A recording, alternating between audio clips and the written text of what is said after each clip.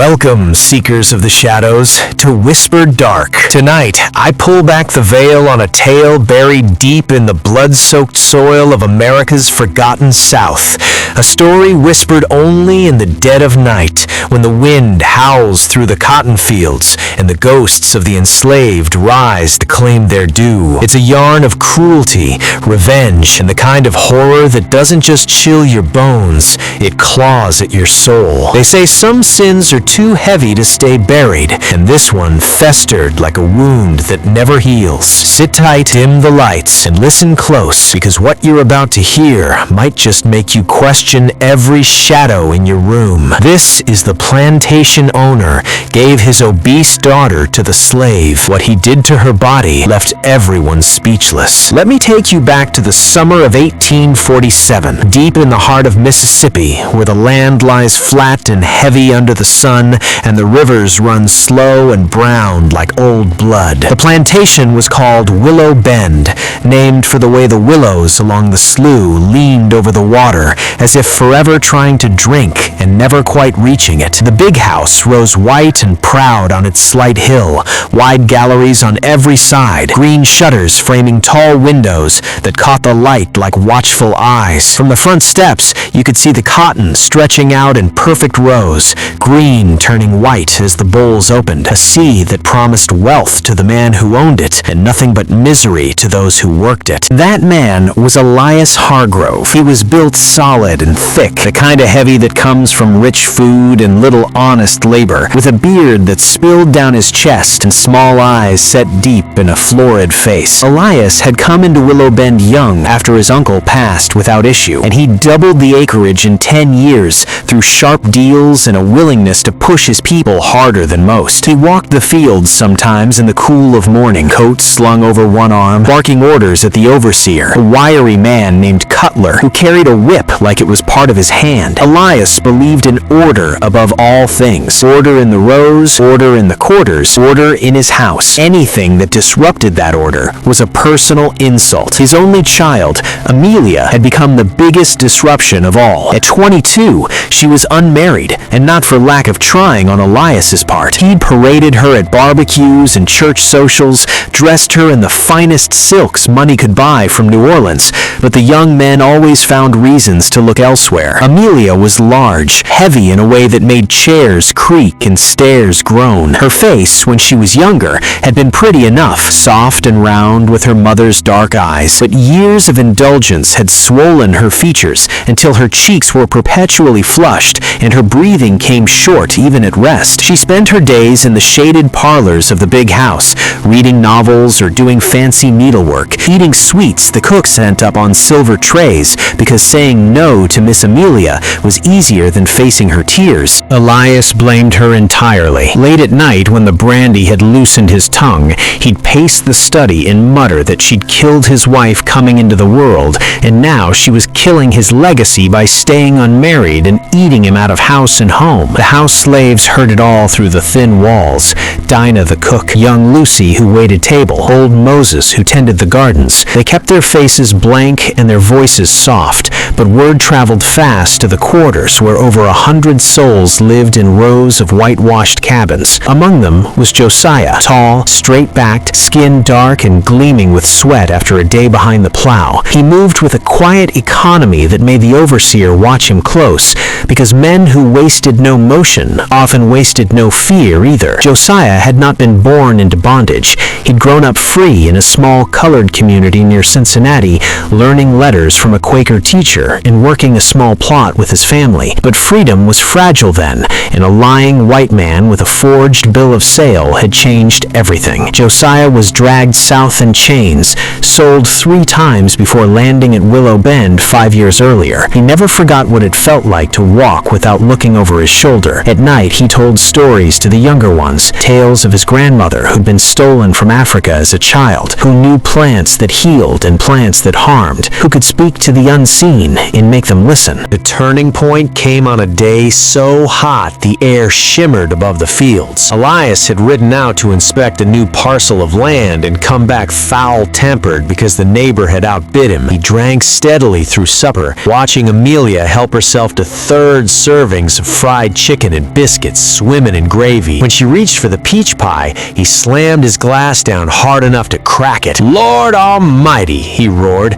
"I've raised a sow instead of a daughter." Amelia went white beneath her flush, fork trembling in her hand. The slaves froze in place. Elias leaned forward, eyes bloodshot. "But even a sow has her uses. Tomorrow, you move out of my house. I'm giving you to one of the hands for wife. Maybe he'll work some of that fat off you." He chose Josiah the next morning, had him pulled from the gang and brought to the veranda in irons. Elias rocked in his chair, sipping coffee gone cold. "You're getting a gift today, boy," he said, voice thick with last night's liquor. "My own flesh and blood. You'll take her, live with her? Better if you've a mind. And if she gives you young ones, he'll work my fields same as you." Cutler and the other white men laughed like it was the funniest joke they'd heard all year. Josiah stood silent, chains clinking softly when he shifted. His eyes never left Elias's face. Finally, he spoke, low and steady. "Yes, master." Elias smiled, thinking he'd won some small victory. They moved Amelia that afternoon. It took 6 men to carry her on a makeshift litter down the back path to the old cabin by the slough, the one nobody had lived in since the yellow fever year. Her trunk of clothes followed on a mule cart, along with a few pieces of furniture Elias no longer wanted cluttering the big house. Amelia wept the whole way, great silent tears rolling down her swollen cheeks. When they set her down inside the dim single room, she looked around at the packed earth floor, the rough hearth, the narrow bed with its corn shuck mattress, and something in her seemed to collapse inward. The first weeks were silent agony. Josiah worked sunrise to sunset, then returned to find Amelia sitting motionless on the stool, staring at nothing. He cooked simple meals over the fire, cornmeal mush, greens, occasional rabbit he snared, and left her portion beside her. She ate or she didn't. At night, he slept on a pallet by the door while she took the bed. He never touched her, never raised his voice. Slowly,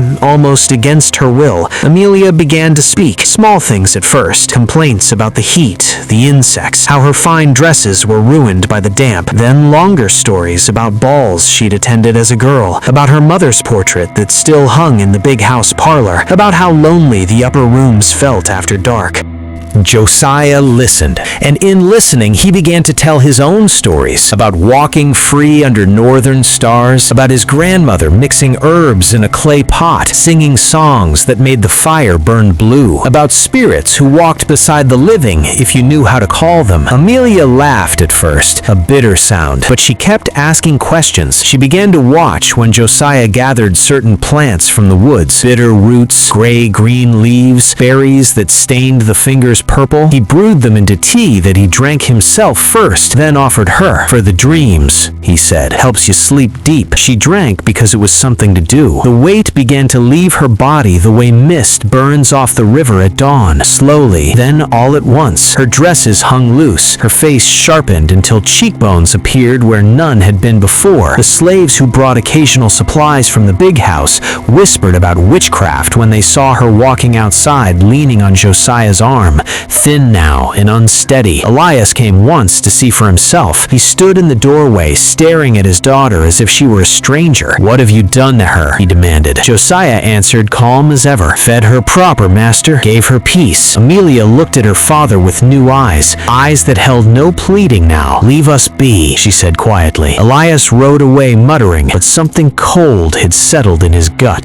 As Amelia thinned, other things thickened. The air around the cabin grew heavy, even on cool nights. Shadows lingered longer than they should. She began waking with bruises on her arms in the shape of fingerprints, though Josiah swore he never touched her in sleep. Voices came through the walls at night, low murmurs in languages she didn't know. Sometimes her mother's name, spoken clear as day. Once, she saw a woman standing at the foot of the bed, tall and thin, with skin dark as Josiah's, eyes white in the moonlight. When she screamed, the figure was gone, but the smell of river mud lingered till morning. The quarters buzzed with talk. Old Aunt Hester, who claimed to remember the middle passage, though she couldn't possibly, warned the children to stay clear of the slough after dark. Marks appeared carved into tree trunks, circles and crosses and symbols that made folks cross themselves. Lights danced over the water some nights, pale green and steady. Dogs howled and refused to approach the cabin. Even Cutler grew uneasy,